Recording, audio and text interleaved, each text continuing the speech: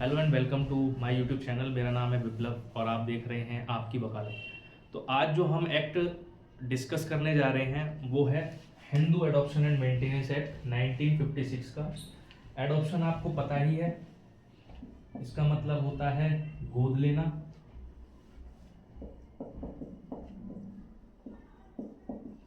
या फिर दत्तक, जिसे आप सब जानते होंगे इस शब्द को। तो दत्तक करना। और मेंटेनेंस का मतलब होता है मेंटेन करना, सिंपल भाषा में, ज़्यादा कॉम्प्लिकेट हम इसको करेंगे नहीं।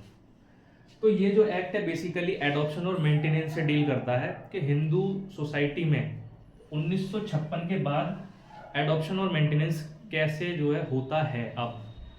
अच्छा, इससे पहले कैसे होता था, सबसे पहले हम उसको समझते हैं, क्योंकि किसी भी एक्ट को समझने से पहले उसकी हिस्ट्री अगर हमें पता होगी तो जो एक्ट आया है उसको समझने में बहुत आसानी हो जाएगी।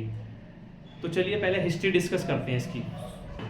हिस्ट्री डिस्कस करने से पहले मैं आपको कुछ चीज़ें बताना चाहूँगा कि तो 1956 से पहले क्या होता था, जो वैदिक काल था, ठीक है, इसमें प्रिंसिपल हम मानते थे, 4 प्रिंसिपल इसमें दिए गए थे, आप लोगों ने सुना होगा। पहला था धर्म, धर्मा, जिसे धर्मा बोलते हैं। दूसरा था अर्थ, तीसरा था काम, चौथा था मोक्ष। सारी जो कहानियां टकती है ना हिंदू लॉ में, वो आके टकती है इस पे, मोक्ष पे।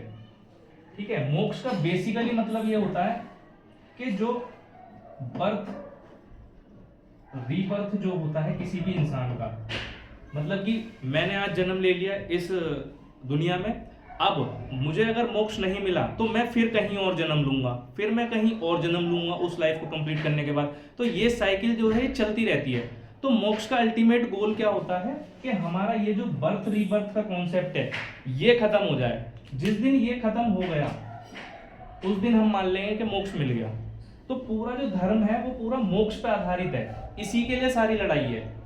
अब इसको और डिटेल में समझाने से पहले मैं थोड़ा सा ये टर्म का जो है मतलब बता देता हूँ आपको। जो है धर्म, धर्म का मतलब है कि आप धर्म को फॉलो कर रहे हो, शिक्षा ले रहे हो, ज्ञान ले रहे हो और धर्म को फॉलो कर रहे हो बेसिकली।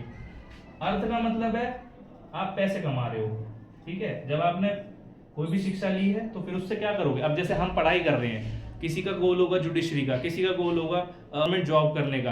तो ये क्या है बेसिकली, अभी जो हम ले रहे हैं वो एक तरह से हमारा धर्म है, कर्तव्य है कि पहले हम ये काम करेंगे उसके बाद हम जॉब लेंगे। जॉब से क्या आएगा, पैसा, पैसा आता है अर्थ में, ठीक है। अब जब पैसा आ गया तो अब जो जिस चीज के लिए हमने करा है, क्योंकि हमारी जो जनरेशन है वो बहुत हरामी जनरेशन है, तो हमें चाहिए अब, इसको बोलते हैं भोग। मतलब अब जो हमने पैसा कमा लिया, अब जितने भी संसार के जितने भी सुख हैं अब हमें चाहिए वो।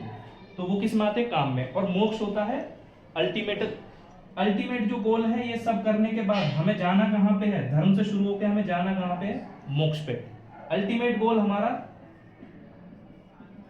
अल्टीमेट गोल जो हमारा है वो है मोक्ष का। अगर हमें ये सब करने के बाद भी मोक्ष नहीं मिला तो फिर हमारा धर्म, अर्थ, पैसा कमाना और जो भी लाइफस्टाइल हमने जिए है, सुख लिए हैं संसार के, वो सब बेकार है।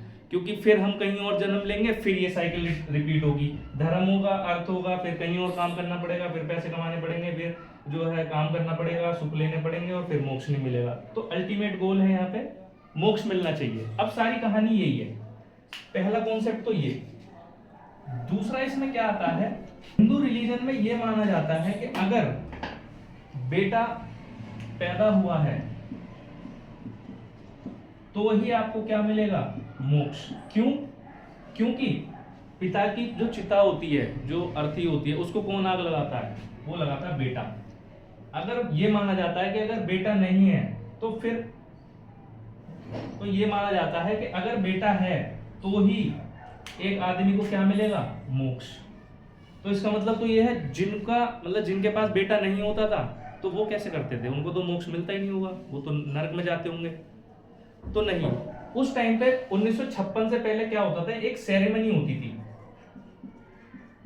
सेरेमनी का नाम है दत्तक होमम, अगर आपने सुना हो तो। ये एक सेरेमनी होती थी, इसमें क्या होता था, बेटे को एडॉप्ट किया जाता था, एक मेल को एडॉप्ट किया जाता था इसमें। जिससे कि क्या हो, अल्टीमेट गोल जो है मोक्ष का, ये प्राप्ति हो जाए एक किसी भी इंसान को। इसीलिए आपने देखा होगा कि जो लड़कियों को मार दिया जाता है हरियाणा साइड या फिर ये, वो क्यों मारते हैं, वो इसीलिए मारते हैं, उनका मानना ये होता था उस टाइम पे कि अगर लड़की पैदा हुई है तो मोक्ष तो मिलेगा ही नहीं। तो इसीलिए ये 1956 से पहले ये वाली जो सेरेमनी है दत्तक होमम, ये चलती थी। अब इसमें क्या होता था, जो भी ये दत्तक होमम वाली सेरेमनी होती थी, जब ये कंप्लीट हो जाती थी तभी एक एडॉप्शन को, जो एडॉप्शन हो रहा है उसे वैलिड एडॉप्शन माना जाता था। अगर ये दत्तक होमम वाली सेरेमनी नहीं हुई और किसी ने ऐसे ही किसी और तरीके से किसी बेटे को अडॉप्ट कर लिया, तो वो जो एडॉप्शन होता था वो वॉइड माना जाता था। वैलिड एडॉप्शन तभी होगा जब आप ये दत्तक होमम सेरेमनी को कंप्लीट करते थे। ठीक, अच्छा इसमें कमी क्या थी, जब ये पहले भी एडॉप्शन चल रहा था तो फिर ये एक्ट बनाने की जरूरत क्या पड़ी हमें? तो उसका रीजन ये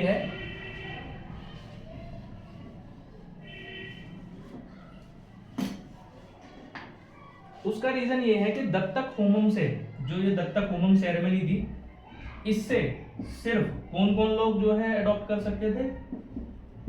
ब्राह्मण लोग अडॉप्ट कर सकते थे, वैश्य लोग अडॉप्ट कर सकते थे और क्षत्रिय लोग अडॉप्ट कर सकते थे। इसका मतलब ये है कि जो आपके शूद्र होते थे उनको ये राइट वाइट नहीं था कि वो किसी बेटे को अडॉप्ट करें। तो ये जो सेरेमनी थी दत्तक होमम वाली, वो सिर्फ इन 3 लोगों के लिए थी, ब्राह्मण, वैश्य और क्षत्रिय। शूद्र को ये जो है परमिशन नहीं थी कि आप जो है बेटा अडॉप्ट करो। तो ये सारी चीजें जो कमियां थी वो किसने फुलफिल करी? Hindu adoption and maintenance act 1956 में। ठीक है, इस एक्ट के तहत क्या हुआ कि भाई सबको जो है अब राइट दे दिया है कि आप जो है एडॉप्ट कर सकते हो। और इसमें एक और राइट है कि आप लड़की भी अडॉप्ट कर सकते हो और आप लड़का भी अडॉप्ट कर सकते हो। ये कोई बार नहीं है कि आप सिर्फ बेटा ही अडॉप्ट करोगे। यहाँ पे इस एक्ट के थ्रू आप लड़का अडॉप्ट करना चाहते हो तो लड़का अडॉप्ट करो, लड़की करना चाहते हो तो लड़की करो। ठीक, तो ये थी एक बेसिक हिस्ट्री। अब हम आगे जो है इस एक्ट को पढ़ेंगे। पढ़ने से पहले मैं आपको बता देता हूँ जो एडॉप्शन के सेक्शंस हैं, इससे 4 जो सेक्शन है ये तो बिल्कुल सेम है कैसे जो हमने हिंदू मैरिज एक्ट में पढ़े थे। ये शुरू के सेक्शन वही है, इसमें वही बता रखा है हिंदू कौन होगा, ये एक्ट किन पे लागू होगा, है ना, ये और ओवरराइडिंग इफेक्ट, ये सब इसमें ये 1 से 4 तक यही बता रखा है। इसके बाद 5 से 17 तक ये बता रखा है एडॉप्शन कैसे होगा, कौन एडॉप्शन कर सकता है, मतलब टोटल जो चीजें हैं एडॉप्शन से डील करती हैं। 5 से 17 सेक्शन 5 से 17 तक एडॉप्शन से डील करती हैं और 18 से